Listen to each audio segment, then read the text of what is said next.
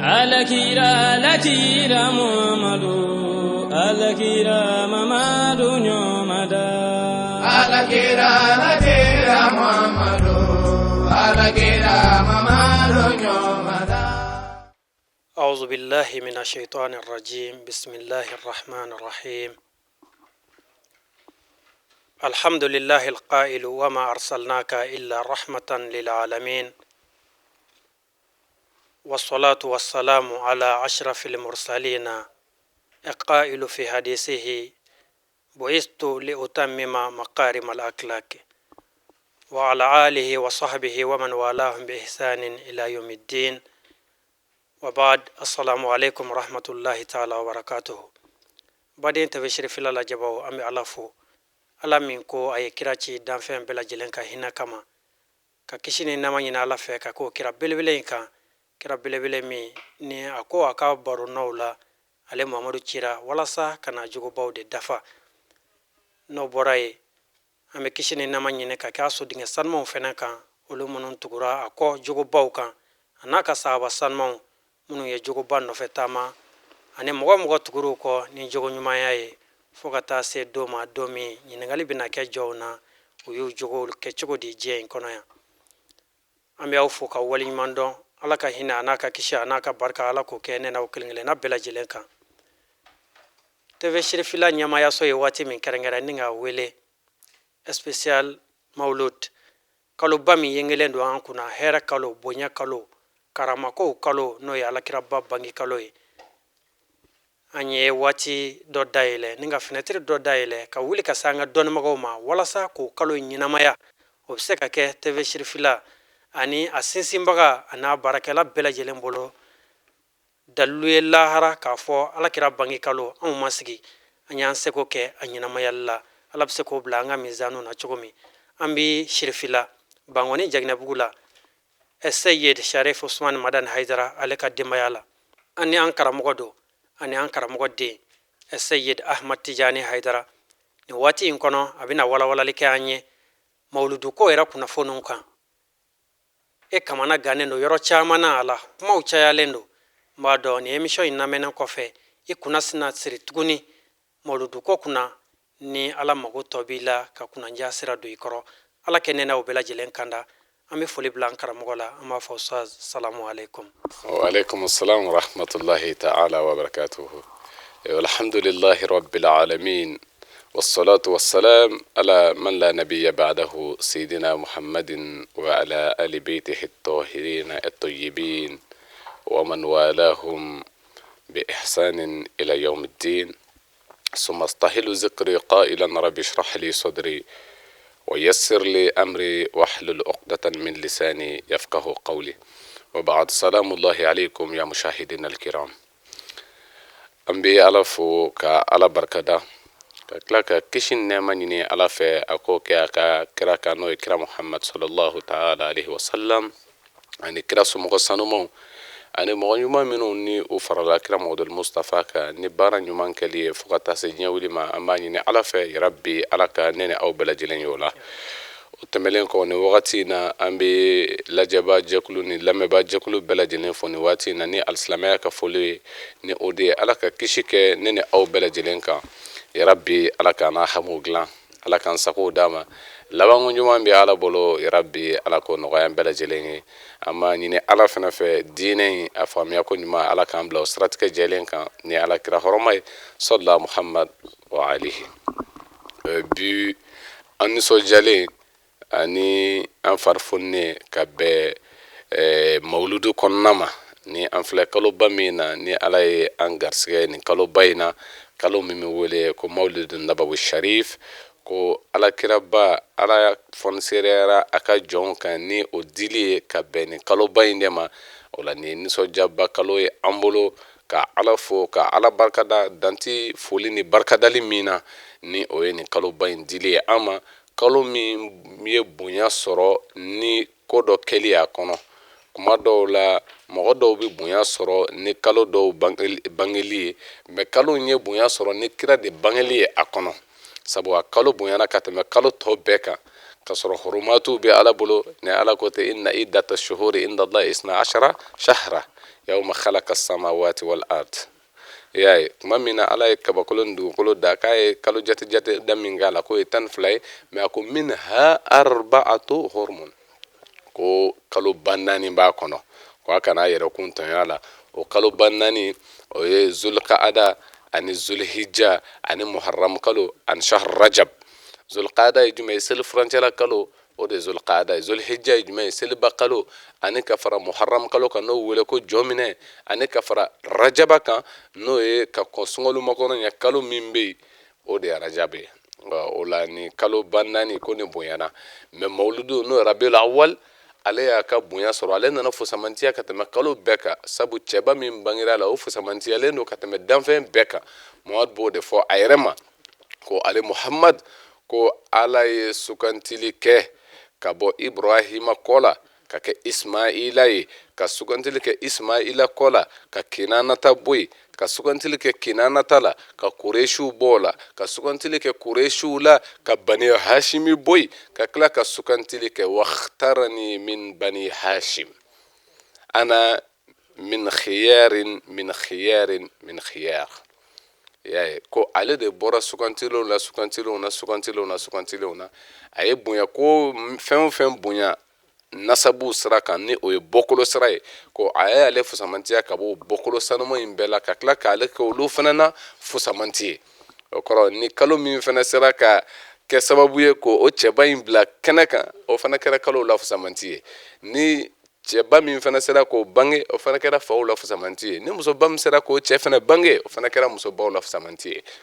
alhamdulillah ni rabiul awwal a ye fusamantiya sɔrɔ ni kira Muhamadu Mustafa yɛrɛ ka bangeli a kɔnɔna la. o la kuma caman mawludu la joli a kan k'an bɛ dalilu di a kan ko nin ye dalilu ye nin ye dalilu ye, o nɔgɔyara bi, o nɔgɔyara. sabu kuma dɔ la ni i ko k'i bɛ tile yira, e min bɛ ka tile yira ni m'i farati maa min t'a dɔn i bɛ sɔn ka fili a kɛcogoya fɛ. nka ni tile bɔra n'i ko karisa bɔ i k'i jɔ kɛnɛ ma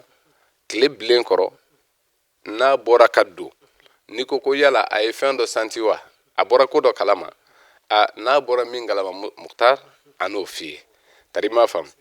o la tile tɛ se ka dogo sabu a dɔnnen don ni a yɛrɛ ka kow cogoya ye. masalan sanji hali n'i ma bɔ a na waati kalama k'a fɔ sanji nana, nka ni hali n'o bɛɛ y'i sɔrɔ sɔgɔma la, nka n'i bɔra ka yɔrɔ cogoya ye i n'a dɔn ko dɔ kɛra. Muhamadu Mustafa ale ka bangeli ni o sera a ma o ye fɛnba dɔ ye. Mukhtar an ka kuma a la kuma caman an bɛ jumɛn yira ko mawludu ni diɲɛ y'a faamuya diɲɛ kan ka ala fo ka ala barikada ni kira dili ye. k'a fɔ ko diɲɛ bɛɛ ye silamɛ o tɛ dɛ, la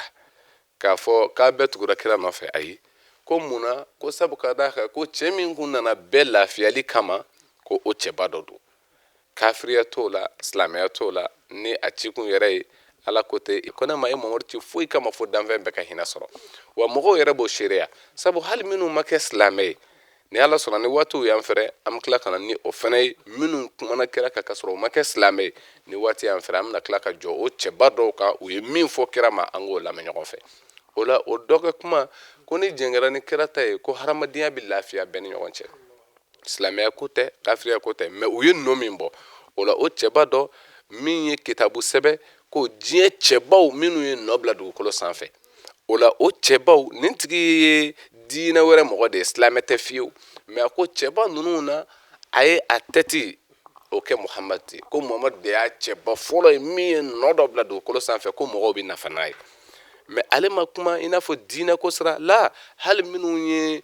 recherche scientifique savant minnu ye a tɔgɔ ye di appareil, hali appareil photo dilan, minnu ye fɛnw dilan mɔgɔw bɛ nafa ni min ye, minnu kun ye docteur savant ye, a ye olu bɛɛ nati a kɔnɔ. tari m'a faamu. mais diinɛ wɛrɛ mɔgɔ dɔ n'o wele ko chrétien o dɔ de don, mais a ko Muhamadu de ye tête de liste ye parce que ko a gagnena a ka mission fila bɛɛ la. a nana min kɛ a ka hadamadenya ani diinɛ kɔnɔ a kun nana min ka dilan ko kira sera k'a mission bɛɛ kɛ k'a ban. et puis a ye nɔbɔ a ye nafa kɛ n'o ye Muhamadu Mustafa yɛrɛ. o la k'o de y'a kɛ tête de liste ye ale bolo. o la n'i ye kira ta k'a lajɛ a ka baaraw Mukhtar an tɛ se ka jɔ ka bi mɛ jan ko an filɛ waati ba min na n'o ye mawuludu ye kira ko bɛ waati bɛɛ sabu dɔw y'o de fɔ an ye o tuma ko alakira ko ye mawuludu dɔrɔn de ye wa ni mawuludu tɛ alakira ko tɛ wa an y'a yira o la a t'an ni dawa cɛ a t'an ni foyi cɛ an ka misiri jɔta ka ca n'a ta ye an ka wajulu sigita ka ca n'a ta ye a bɛɛ an b'aw ɲɛ wa a bɛɛ ye alakira nɔfɛ wa alakira nɔfɛ gansan tɛ anw ti alakira ko fɔ k'a fɔ kira kunsigi kun bɛ tan k'a fɔ ni kira bi taama a sen bi ta tan walima kira b'a cɛsiri ka taama a bɛ gɛsɛ ɲimi la anw ka alakira ko t'o ye walima kira kun jɛn bɛ a ɲɛkili cɛ ka ɲi la o ye wasifu minnu ye Mukhtar kuma dɔw ne bɛ o ye mankutu minnu ye ne bɛ se ka asafu kasi n'o de ka mɔnɛ kasi k'a fɔ munna ne ma kira ka jɛya ɲɔgɔn sɔrɔ ni ne ko n b'o ɲini bi a bɛ gɛlɛya dɛ ni ne ko n bɛ kira kunsigi ɲɔgɔn ɲini bi o bɛ gɛlɛya dɛ mɛ n bɛ kira ka mun sɔrɔ n'o bɛ n nafa mɔgɔ dɔw ye kira ka kunsigi sɔrɔ maa m'o kɔ jahanama kɔnɔ mɔgɔ dɔw y'a ka jɛya sɔrɔ olu banna la olu kɛra nafigiw ye mɛ mɔgɔ dɔ bɛ yen o m'a ka jɛya sɔrɔ i n'a fɔ Bilal ibn Rabaha a m'a ka jɛya sɔrɔ a m'a ka kunsigi ɲɔgɔn sɔrɔ ani Saïd olu ma kira ka jɛya ɲɔgɔn n'a ka kunsigi ɲɔgɔn sɔrɔ mɛ u binnen Saïd binnen gazuwa kɛnɛ ka kira ko as'adakallahu bi ismika ala k'i kunnaja n'i tɔgɔ ɲɛ sabu i tɔgɔ ko kunnandi Saïd ale dɔnna o don ni a wolo finman de ye joli la banburu tayɔrɔ la ka diinɛ dɛmɛ Bilal ibn Rabah bɛɛ b'ale dɔn jɔnni kun don silamɛya kɔnɔ a ye cɛsiri ni dija min kɛ tɔɲɔ min dar'a kan n'a ko ala dama ale y'o min ta ka to ala nɔfɛ a jaabi labanna ye cogo min bɛɛ y'o dɔn o kɔrɔ ko kira cogoya ko tɛ mun de don ko e ye jɔnni ye ka tugu kira nɔfɛ o kɔrɔ kira ka mun don mun tun b'a dusukun na k'a fɔ ne ni e ye an ye joli ko la wa anw ka kira lase ye o de ye an ka kira lase ni mɔgɔ tɔw ta yɛrɛ a ye diferansi b'a la a ye kira ye cogo ko tɛ bali kira tun bɛ mun fɛ kira ye mun ɲini an na e ye joli ko la i ye joli to yen kari m'a faamu o la u taa ni Mamadu Mustafa ka dawa ko cɛ mɛ an bɛ fɛ ka mun f'u ye ko nin don n'a ɲɔgɔnw ɲɛnamayali n'o ye mawuludu ye ko o ye ka koba dɔ fara koba dɔ kan o la an bɛ kumaw de sɔrɔ a la don o don Mukhtar o de la an bɛ to k'an jɔ ni an sera ka mɔgɔw lafaamuya sabu kuma dɔ la faamu hakɛ de don ni i ma sama dɔw nɔfɛ n'o tɛ bi Mali kɔnɔ yan k'a fɔ mawuludu ko o kuma banna dalilu ko sira kan dalilu tɛ o k'a fɔ ne ye ala fo ka ala barikada ala ka hɛrɛ dɔ dili la ne ma Mukhtar o siri n bɛ dalilu ko la o ye diyagoya de bɛɛ kan o la mɛ n bɛ fɛ ka mun yira dama k'a yira parce que u bɛ na ni fɛn dɔw ye mɔgɔ minnu ka faamu ka surun u bɛ dɔnniw bɛ hakɛ dɔw la tuma dɔw la u bɛ se k'olu hakili ta o de la dɔ ye u ka makala dɔw ci an ma u ka kumakan dɔw ko olu sɛbɛn ka o ci an ma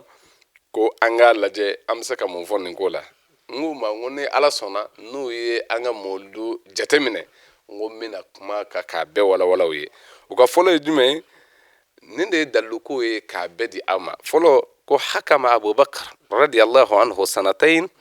ولم يفعل احتفال بالمولد وهو صديق الأمة وصاحب النبي صلى الله عليه وآله في الغار ko Abubakar ye san fila kɛ ka silamɛya gouverner kira kɔfɛ khalifaya la ko o san fila bɛɛ kɔnɔ k'an bɛ mawuludu kɛ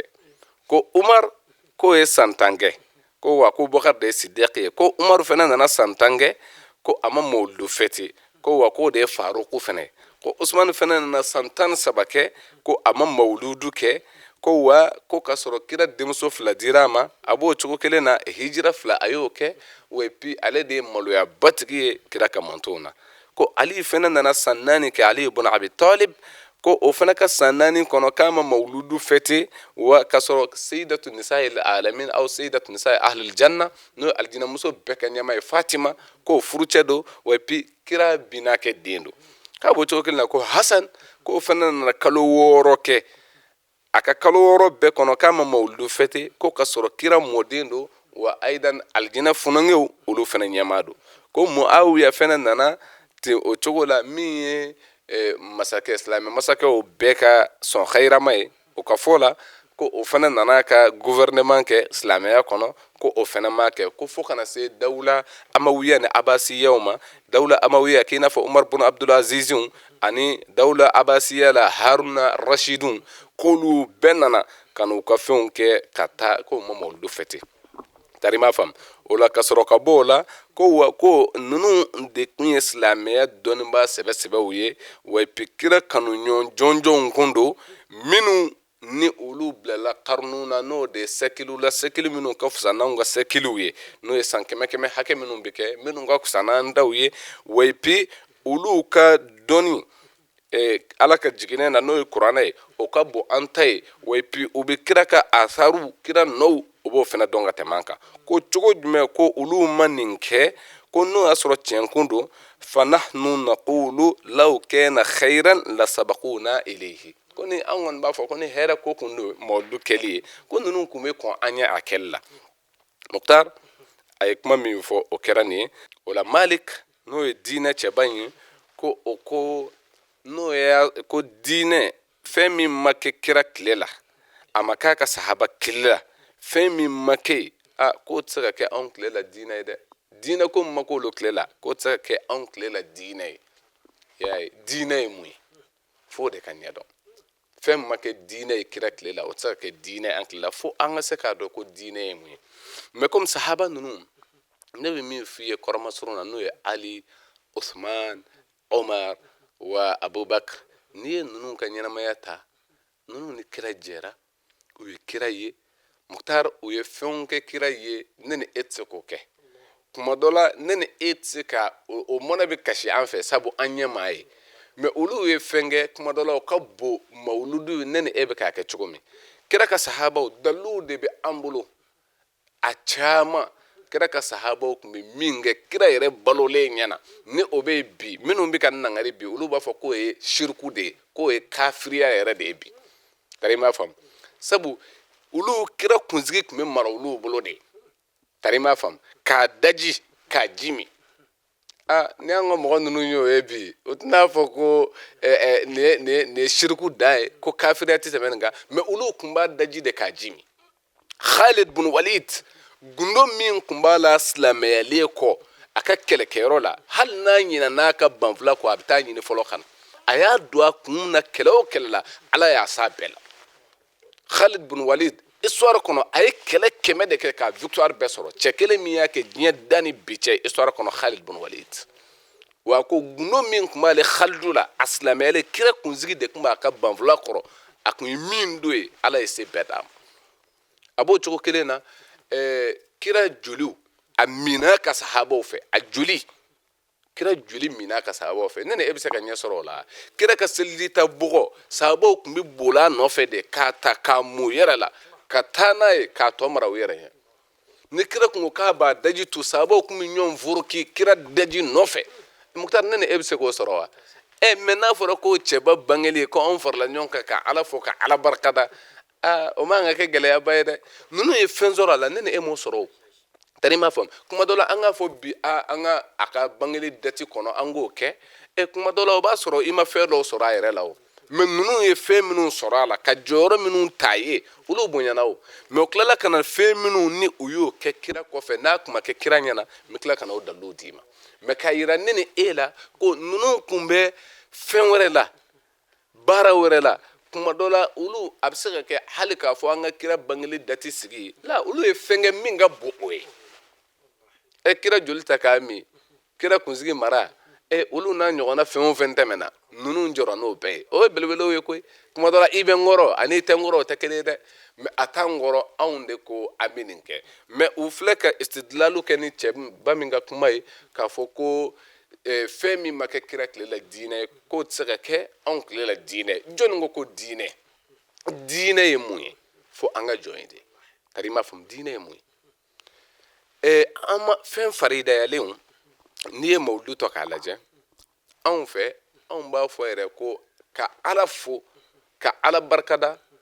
o ye diyagoya de ye maaya la o la in shakartum la azidannakum n'a ye ni ala barikada n b'aw jidi n'a ye n barikada mun na ala i ye hɛrɛ o hɛrɛ k'an ye wa amma bi ni'mati rabbika fahaddis ala ye nɛɛma min k'i ye ala ko a fɔ n ye nɛɛma min k'i ye a fɔ nɛɛma bi tɛmɛ kira dili la anw ma wa an tɛ ka balo ni kira de ye wa ka balo ni kira tɔgɔ ye mais o tigi k'a fɔ ko an b'o bonya a ka bangeli bɛ kɛ o ma cogo di aka victoire ti ka fete saudiya la iba ta ka laje badru san badru bisikiu badru ya ka victoire na kuma na victoire ko bende na nali ni mo barkada alai anga nyon famiya de ola nye mun fiye aka kuma kan damina nunu na ay minun ke daluye ka foko bidaya de do ko ne parce que akilale no kuma na ko naman do ko ne bidaya de min sinzira jonu fe ko fatimi yunaw minu ni usigira misra ko ulu de ni ko kura sinzi dine kono ko mawludu me mawludu e munye fakado mawludu ti dore ko kana ala fo kana ala barkada wala min ngalle ke al bid'a yere munye fil islam البدعة لغة هي ما أحدث على غير مثال سابق كوني ما بدعة دو كو في من كرا كسر دلو فوي تالا تملينا مثالية تالا أتساق مثالية أنيوغنا ورما دلك كاكون كو دي بدعة أما من نغلق مولود يجمع كو ألفون على بركة يلا وما دلك تمكرا فيكو كوا ما بي ni ala kira de laka alafo aka sahabaw de laka alafo uka herewla ni on fana ko ami alafo ni fana yanga here o be ke bidaye chukodi misal sabiq bola ndaro ni yafam no e misalu min temena no e dalu min temena dalu bola ka fo ko ja ko ka alafo ka ala barkada ko bi nyaw no do ulubi ka modubla hukmu min kono ko bidaya do ko dine ko do yala ande minum bi wolo na min soja ko ka mawludu ke anto fana do bidaya kono parce que de ma wolo kira kile lawo et puis kira ka saba ma fon kanga ni soja lawo mais amin ni soja la est-ce que bi bla bidaya kono est-ce que bi bla dine ko kura wera kono men ne en ni soja ra kan ala ere fo ni kira dile ama o bi bla bidaya ko dmi ngono ko sahaba ma ke okay sahaba kana ke masalan sahaba mo foi ke sisa yoro sahaba ma badru fete kablaw me otika ke me ango toy nene ko domina ko kira modul mustafa abora kata madina abodo uye kira kumben tola al badru nene ko odungele ntinyina ko fiu mbi dien fara nyonka kana dumini udi uma uko dun sabu kira hijira doye abora torola kata madina ko katanga kono nene ko mboke o ko jugo islamia kono wa nere odla ne dabali bi bank ma dola ni hakli famu ni kodo nyere be ko ala foli here kodola ka foko bitaka islamia la bida ni fenware cher la ibe kodo njetemne ire dabali bala kosma muxtar ola nye lugatan fi no de ko bida koroidi arab kanjela ola mbora ko de fi mais shar'an no islamia sre ni ma bida don ko femi ni qur'ane daluta la qur'ane kono ama blala qur'ane ayala wal ma hadisa kodola ko femi mbe qur'ane aya do walo ka boy wal ma ka hadisa do walo ka boy ni asabatile ko de bidai femi abi masala nuqsan ko do aya do la wal ma hadisa do la femi mbo o dowli ko de bidai anga takalaje yala mawlubo kono wa o de la nebto ka Sayyidina Ali do dola aka kuma fora Aisha ta fi ak to fora doro Aisha ta ko a'lam man baqiya bi sunna ko ay chede to fo min bi kira ka sunna do ka tame chebeka ayo de to fo a'lam man baqiya bi sunna Sayyidina Ali ni fora ali dema Aisha fe ola kuma mina ni mangutu bay ni fora Ali ibn Abi Talib ma ayan gerla aliyula ko yala bidaye muye tarima fam ni ko angera gerla aliyula sado ali yemi la ko don kuma do ko ay ali ka kuma wi Ali ibn Abi Talib ko ma ahadun ibtada bid'atan hatta taraka biha sunna Sayyidina Ali ko di ko mashima bidaya ko do damine ka fe do damine ko fe mbi wele ko bidaya islameya bidaya ni o de sharhu fotofle islameya kono islameya dinana ko mashima o bidaya ko damine hatta taraka biha sunna fo o bidaya nga sunna do bi ko bidaya tsaka damine fiu fo bidaya ka sunna de karka boy Sayyidina Ali de fo anga nyi ngale juma sisa ko mawludu feti ni so jali ko ay bidaya ay sunna jumɛn bin dɛ kana coko ye ko an mago b'o la su'alun wahid su'alu kelen o bɛ an bolo ko yala ko mawuludu a ye sunna jumɛn kari ka sɔrɔ ka na coko o place la ɲininkali y'o ye nka o tɛ yen dɛ n'o ma ye o kɔrɔ ye di ko ja bida tɛ o bida ti daminɛ fiyewu fo sunna ka bi kira yɛrɛ ka hadisa jɛlen bɛ nin na bida tɛ yen fo sunna dɔ ka bi sabu n'i ye kokura o kokura sinsin diinɛ kɔnɔ min t'a dɔ ye o na kosɛbɛ dɔ bin o mɛ ko mawuludu ye jumɛn bi mawuludu ye dɔ de fara a kan ni a kɛli ye mawuludu n'o y'a sɔrɔ a sigi kun sabu dɔw de b'o de fɔ mawuludu fɛti yɔrɔ ninnu a man ɲi o b'a dɔ ta o b'a bɔ ta la ne tora ne y'o lakale o ne ye jumɛn fɔ o la n ko fɛn o fɛn n'a kɛcogo man ɲa Mukhtar a bɛ segin jumɛn na a bɛ segin tiɲɛli de la hali ni seli tɛ hɛrɛ ye wa seli tɛ farida ye wa ni mɔgɔ min nan'i jɔ ka kibaru fili tilebi fɛ ko o de diyara ne ye a bɛ ɲa wa a ti ɲa o kɔrɔ n'i ye mawuludu kɛ kɛcogoya la min man ɲi o man ɲi sabu dɔw b'o de fɔ u b'a kɛ tan o mawuludu ko kɛ tan la a y'o to yen mawuludu yɛrɛ an bɛ yen de fɔlɔ tari m'a faamu o la f'u k'a dɔn k'a fɔ n'u ye kalan kɛ ka taa ɲɛfɛ jafɛn dɔw bɛ sinsin diinɛ yɛrɛ kɔnɔ hali n'an y'a t'u ta la ten k'a sinsin diinɛ yɛrɛ kɔnɔ jafɛn dɔw bɛ sinsinlen to diinɛ kɔnɔ o tɛ tila ka kɛ kojugu ye o kuma min na ni ala ye nabilahi nuhu alayhi salam ani ibrahima anu zuriya suratul hadidi la k'a daminɛ aya 26 la n'a b'a fɔ lakad arsalna nuhan wa ibrahima wa ja'alna fi zurriyatihima an-nubuwwa wal kitaba faminhum muhtadin wa kathirun minhum fasiqun kuma min na ayin ayati k'a fɔ ko ale Alahu Ta'ala ye Nuhu ni Ibrahima ci ka tila ka bilali kɛ u zuriyaw la nabi ɲumanw bɔ yen ani kitabu n'o ye kitabu minnu jiginna Ala fɛ jɔnw ka kanda kama k'o di u somɔgɔw ma ko mɔgɔ kandalenw yer'o la wa epi caman tilala ka kɛ minnu ma kanda ye o ma sira ɲuman ta o kɛra tiɲɛnikɛlaw ye o la sɔrɔla ka minnu tugu a la ka sɔrɔ ka na a ka kiraw ta fɔ ka na se Isa bun Maryama ma ko wa ataynahu al-injila ko an ye injila di Isa ma wa ja'alna fi qulubi allazina ittaba'uhu ra'afatan wa rahma ko tilala ka bilali kɛ mɔgɔ minnu tugura a la olu dusukun na nɔgɔya la ani hinɛ na wa rahbaniyatan ibtada'uha rahbaniya an bɛ yen de sisan ko u y'o ko kura daminɛ olu yɛrɛ ala m'a fɔ k'u k'a kɛ u ka kira m'a fɔ ye kuranɛ aya tɔ bɛna f'i ye ko ma katabnaha alayhim ko ka sɔrɔ ne m'a faridaya u kan m'u bila a la illa ibtigaa ridwanillah ko u y'a kɛ ka ala ka diɲɛ de ɲini u ye ala diɲɛ ɲini n'a ye ni o ye u yɛrɛ ala yɛrɛ de ko ten ko ibtada'uha olu de y'a sinsin k'a daminɛ n'o ye rahabaniya ye mun ye Mukhtar n bɛ tila ka na o fana fɔ lamɛnbaga bɛɛ ka faamu sɔrɔ a la ko u ye nin daminɛ mun na ko ala diɲɛ ɲini kama ala yɛrɛ de ye nin fɔ ko ale diɲɛ ɲini kama mɛ kuranɛ aya bɛ tila ka na f'i ye ko ka sɔrɔ ala m'u bila a la u ka kira m'u bila a la mɛ ja nafa tilala ka sɔrɔ a la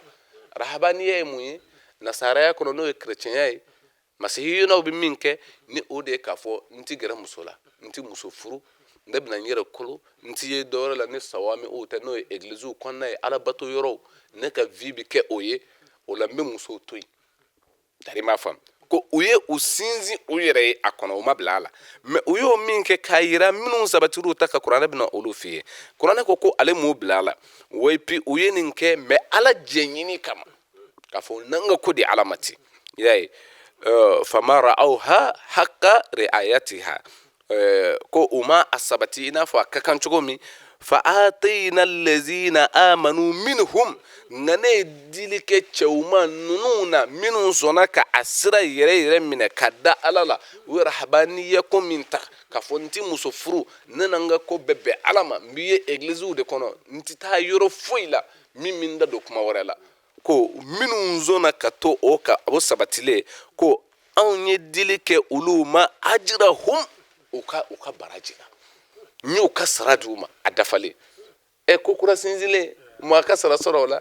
Mukhtar o de la ni daliluw bɛ ɲini nin dalilu 100 de bɛ an bolo mawuludu ko la i y'a faamu ninnu ye ko kura min sinsin ala ko an y'u ka barajiw di u ma wa kathirun minhum fasiqun ko tiɲɛlikɛlaw yera a la o kɔrɔ ni tiɲɛlikɛla yera fɛn o fɛn na Mukhtar o tiɲa mɛ ni a kɛra a tɔgɔ ye di a kɛcogo ɲuman na ja baraji bɛ sɔrɔ a la o nin minnu sabatira ko kura daminɛlen kan u ka kira m'u bila la isa ma f'u ye ala ko k'ale yɛrɛ m'a fardaya o kan mɛ u yɛrɛ y'a kɛ mɛ minnu ta ɲɛna la u ka limaniya kan ala ko an y'u ka baraji dafalen dun kira kan'a kɛ sahaba kan'a kɛ mɛ ni anw ka kɛcogo ɲɛna la kɛlɛ bɛ min anw ko cogo di ko a ye na kira bangelen sera a ye na wa an bɛna mun fɔ aw ye ko kira yɛrɛ tun bɛ tan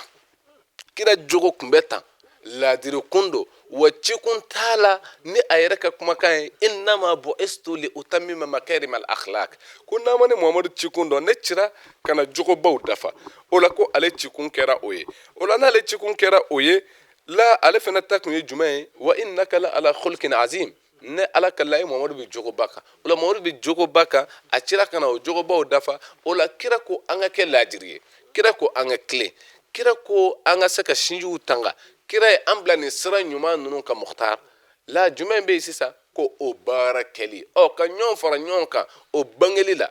kira bangeli ka mɔgɔw fara ɲɔgɔn kan silamɛya la o tɛna kɛ kojugu ye bilen sabu kun dɔ b'a la nafa dɔ bɛ sɔrɔ a la min ye nafaba ye o la jan ko anw fɛ jamana kɔnɔ yan mali kɔnɔ yan foyi tɛ yen min b'i n'a fɔ kira bangeli yɛrɛ nin ye wasoko de ye maliyɛn yɛrɛ bolo k'a fɔ ala kira bangeli n'o ye anw ka silamɛ jamana ye yan sabu anw 98% musulman n'i ye 95 98 o bɛ min fɔ n'o ye mɔgɔ 100 o 100 95 walima 98 o ye silamɛ yɔrɔ o yɔrɔ n'a fɔra k'olu ka kira bangeli k'o bɛ ta ka nisɔndiya o tɛna kɛ kojugu ye dɛ mɛ o jumɛn fɔ ko an y'a ta diinɛ wɛrɛ mɔgɔw de la minnu ye kerecɛnw ye walima minnu ye fɛn wɛrɛ ye k'an y'a ta olu de la ko ka kira bangeli bonya mɛ olu y'a jɛ o silamɛya ma mun ta kerecɛnw na n ko ala kelen de ye kira bɛɛ ci diinɛ bɛɛ bɛ asulu kelen de kan fo ni minnu y'u ta yɛlɛma kira mamadu mustafa sabatira fɛn minnu mana di a ma walawalala fɔlɔ a tun bɛ baara kɛ tɛmɛlenw ka baara kɛcogoya la kira mamadu mustafa hali ka ko a ka kira ɲɛ a tun bɛ ala millati ibrahim wa kira cilen kɔ fɛn o fɛn tun bɛ yen n'a tun bɛ baara kɛ kira yɛrɛ tun b'a ɲɛsin yahudiyaw ka ɲɛsin yɔrɔ de la n'o ye zilizalɛ misiri ye fo ala sɔrɔla ka ɲɛsinfan di a ma n'o ye alikaba ye o la k'u ka faamuya kɛ k'a fɔ ko kerecɛnw bɛ nin kan kerecɛnw bɛ seli an ye seli dabila wa u bɛ sun an ye sun dabila wa kuma dɔ la kayfiyatul ibadaw n'o ye bato kɛcogoya olu de tɛ kelen ye mɛ k'a fɔ ko karisa bɛ fɛn dɔ kɛ an yɛrɛ tɛ se k'o la a fɛn de bɛ lajɛ mun don o tuma ni kerecɛnw bɛ sarakati di kɛ k'a fɔ k'u bɛ hinɛ jɔnw na o la fɔ silamɛw kana nin kɛ sabu kerecɛnw ka baara ye yan ni daminɛ ko don kerecɛnw kɔni y'a daminɛ ye sabu u ka diinɛ nana an da ɲɛ a ka kɔrɔ ye tari m'a fɔ mɛ mɔgɔ t'a fɔ ko an b'o dabila ko kerecɛnw kun b'a kɛ kama o la n bɛna mun f'i ye nin ye kuranɛ aya min b'a yir'i la ko jaa u bɛ ka gulongulo bidaya min na ko an k'a to bidaya la ka tila k'u walo k'u ja bidaya bɛ kɛ a ɲuman bɛ kɛ baara bɛ tila ka kɛ n'a ye ka sɔrɔ ka kira ka hadisa jumɛn d'aw kan ne kira mamadu mustafa ni o dogolen tɛ n'o ye hadisa jɛlen ye kira mamadu mustafa ka kuma la jarir bin abdulayi b'a mafilɛ sahih muslim kɔnɔ ko kira mamadu mustafa ko ni mɔgɔ min ye man sanna fil islami sunnatan hasana ko ni mɔgɔ min ye ko dɔ kɛ i y'a faamu sunna ye o de ye o de la wa ko sunnatu rasul kira ka kɛ fɛnw a ka kɛlenw ni kira ka sunna n'o bɛ munumunu fɛnba saba kɔnɔ fɔlɔ ye jumɛn ye kira yɛrɛ ye fɛn min kɛ filanan ye jumɛn ye kira ko an ka min kɛ sabanan ye jumɛn ye kira y'an ye min na k'a da de a kan ko ni mɔgɔ min ye o ko kura dɔ kɛ silamɛya kɔnɔ ɲuman na sanna sunnatan hasana sunna ɲuman dɔ kɛ ko falahu ajruha ko o baraji bɛ o tigi ye wa man amila biha ani maa o maa mana baara kɛ o kan fo ka taa se diɲɛ wuli ma ale b'o sɔrɔ ka sɔrɔ nin dɔ in ka baraji foyi ma nagasi o la wa b'o cogo kelen na ni mɔgɔ min ye sunnatan sayyi'a sabu o tun b'o de fɔ n'i ye na hadisa fɔ dɔrɔn ko sunna bɛɛ alakira ka baara de alakira ye minnu kɛ k'olu de ko don ko o la ni mɔgɔ min ye mɔgɔw hakili jigin o ɲumanya dɔ la i ye hɛrɛ ko dɔ di i ye nafolo di dɔ ma n'i y'o kɛ o la i ye sunna kura kɛ ko parce que k'i ye mɔgɔw hakili jigin a la o ka a to an ka faamuyali kɛ sa sunnatan sayyi'a ko ni mɔgɔ min y'a kɛ man sanna n'o kun dɔrɔn kira tun b'a fɔ man amila sunnati a banna ni mɔgɔ min ye baara kɛ ne ka sunna dɔ la ɲuman na i y'o baraji sɔrɔ mɛ kira ko ni ya sinzi kurala nyuma kura ko o baraji bi ye wa ma o ma mana baraka na fo ka se lahara ma ko baraji bi ni foni sira do ko ka mo hakle jigi etna ko folo yo ma chama ngoni kira yere koni ye o ko foni baraji bese na kira yere masa o ba yira ko te chen me min ba yiri la hadisan no fetu kira mi ko man sanna sunnatan sayyi'a ni abise kira ka sunna ma yela kira be sunna sayyi'a ka no asura be se kira ma ko ni kira de ninte ko kura sinzile okoro sunnatan sayyi'a kuni mami kojugu sinzi okoro kojugu sinzi fono fana segina kirama eni yo bokira la edum be do insama ka bo an bolo chego di ko di kirama okoro ibin fana se kirama okoro o wayi la ko depia ko galode to kira ko o wale jugu o nyu o doni nyu ko obede kuna wepi ani mauma mana baraka o wale jugo sraka foka tase lahara jodoma ko kasoro foi mabo e ka baraji la e ka jurumuna foi mabo ale yere tala o wale jugo nyoko mi dale yere kun dobdi yere ma o lay ba takale qur'ana yere o sabati qur'ana ko chugo di naktubu ma qaddamu wa atharahum surat yasin na qur'ana bo defo ko ambi sebenike be tola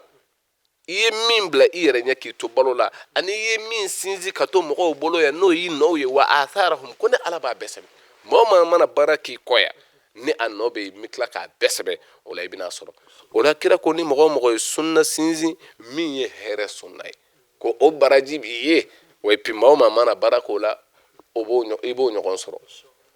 mo mana sunna jugu fenake ola o jurumu bi kan wa mo mana barako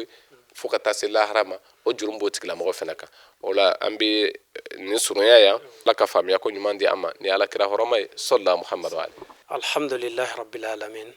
badin te bashir filala jabo ne akilla ni wasara dalwe kadawati era koronin kan ambi laydu diawuma nin sigidai atina danima don were abina sorolike ni dallo kise tawla ka yire la halsa ka fo mauludu ko baraji wala baraji munu ni date se ka fo fiu ka se adana wa femindo no ba fo ko bidao dote fendo ni alakira sallallahu alaihi wa sallam ayake inshallah sigida na tawla abina dallu kise chaman soro ngayano che ambaw fo ka walimando ka karamugo fo ka walimando akani la selila akambe sigida wore wa shukran lakum fi amanillah Alagira mamaro